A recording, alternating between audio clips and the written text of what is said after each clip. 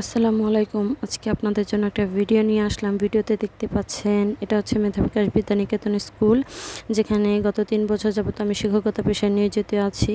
আমাদের স্কুলটি খুবই সুন্দর, সবুজে ঘেরা মনোরম পরিবেশে। এটা হচ্ছে আমাদের স্কুলের মাঠ। আমাদের মাঠটা অনেক বড়। এটা হচ্ছে পাশেই দেখা যাচ্ছে অনেকগুলো গাছ, সেটা হচ্ছে স্কুলের বাগান, যেখানে প্রচুর পরিমাণে ফুলের গাছ এবং ফলের গাছ আছে।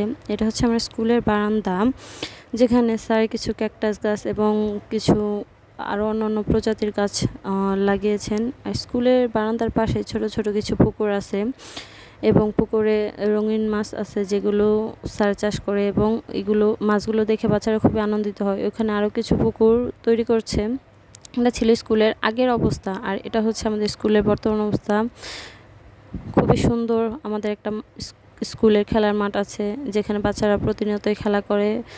খেলাধুলা প্রত্যেকটা বাচ্চাদের জন্য খুবই দরকার, এবং এই মাঠে খেলাধুলা করে তারা তাদের বিকাশগত বৃদ্ধি হচ্ছে, এবং আমি একজন শিক্ষক হিসেবে আমি সেটা নিয়ে খুবই গর্ববোধ করি এবং খুবই আনন্দিত আমি এই পেশায় নিয়োজিত আছি। সবাই ভালো থাকবেন। আসসালামু আলাইকুম।